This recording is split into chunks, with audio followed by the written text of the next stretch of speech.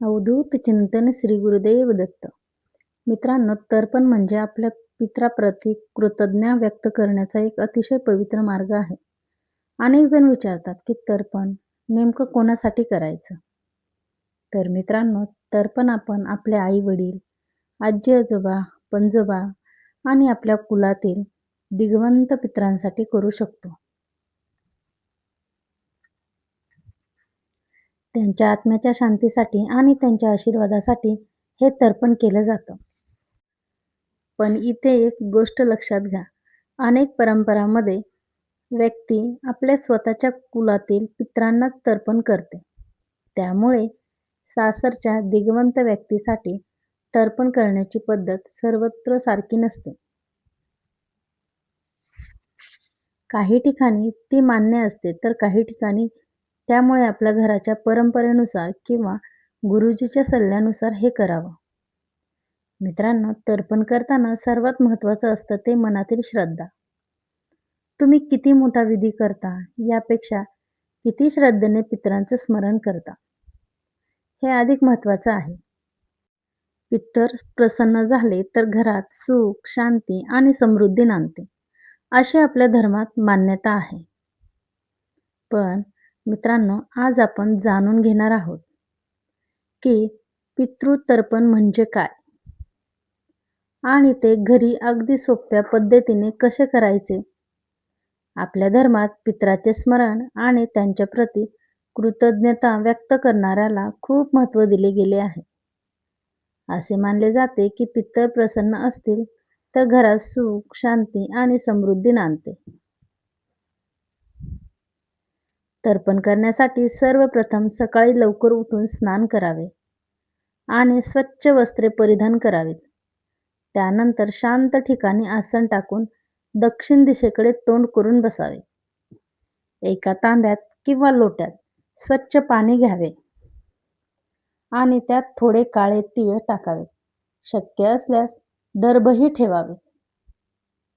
आता मनोभावे आपल्या पितरांचे स्मरण करावे आणि संकल्प करावा की माझ्या ज्ञात आणि अज्ञात सर्व पितरांच्या तृप्तीसाठी व शांतीसाठी मी श्रद्धेने तर्पण करीत आहे. यानंतर उजव्या हाताच्या अंगठा आणि तर्जनीच्या मधून हळूहळू पाणी सोडावे. प्रत्येक वेळी ओम पितृभ्य स्वाधा नमः हा मंत्र म्हणत जल अर्पण करावे. असे 3, 11 किंवा 21 वेळा करू शकता. त्यानंतर ओम सर्वभ्य पितृदेवेभ्य स्वाधा नमः असे म्हणत पुन्हा 3 वेळा जल अर्पण करावे. तर्पण पूर्ण झाल्यानंतर हात जोडून प्रार्थना करावी. हे आमचे पितर आपणास हे तर्पण अर्पण करीत आहे. आपण प्रसन्न व्हा, आमच्या कुटुंबावर कृपा करा, सुख समृद्धी द्या आणि सर्व संकटापासून रक्षण करा. मित्रांनो, अनेक जण विचारतात की तर्पण नेमके कोणासाठी करायचे? तर तर्पण आपण आपले आई वडील, आजी आजोबा, पणजोबा तसेच आपल्या कुलातील दिग्वंत पितरांसाठी करू शकतो. त्यांच्या आत्म्याच्या शांतीसाठी आणि आशीर्वादासाठी हे तर्पण केले जाते. मात्र सासरच्या व्यक्तीसाठी तर्पण करण्याबाबत वेगवेगळ्या परंपरा आहेत. अनेक घरांमध्ये व्यक्ती आपल्या स्वतःच्या कुलातील पितरांनाच तर्पण करते. त्यामुळे सासरच्या दिग्वंत व्यक्तीसाठी तर्पण करायचे असेल, आपल्या घराच्या परंपरेनुसार जाणकार गुरुजीच्या मार्गदर्शनानुसार करणे योग्य ठरते. तर्पण करताना सर्वात महत्त्वाची गोष्ट म्हणजे श्रद्धा आणि कृतज्ञता.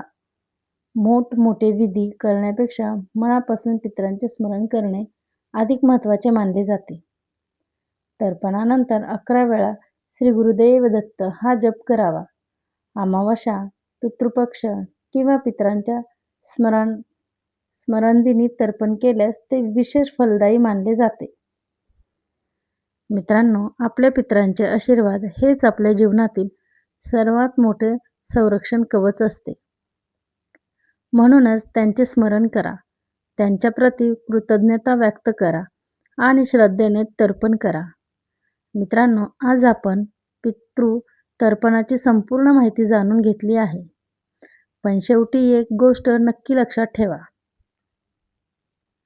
तर्पण म्हणजे फक्त पाणी अर्पण करण्याची क्रिया नाही, तर आपल्या आई-वडील, आजी-आजोबा आणि सर्व पितरांप्रती असलेली कृतज्ञता व्यक्त करण्याचा एक पवित्र मार्ग आहे.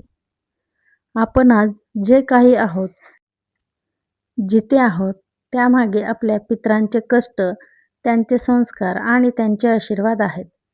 म्हणून वर्षातून किमान एकदा तरी त्यांचे स्मरण करणे, त्यांच्यासाठी प्रार्थना करणे आणि शक्य असेल तेव्हा तर्पण करणे, ही प्रत्येकाची नैतिक जबाबदारी आहे.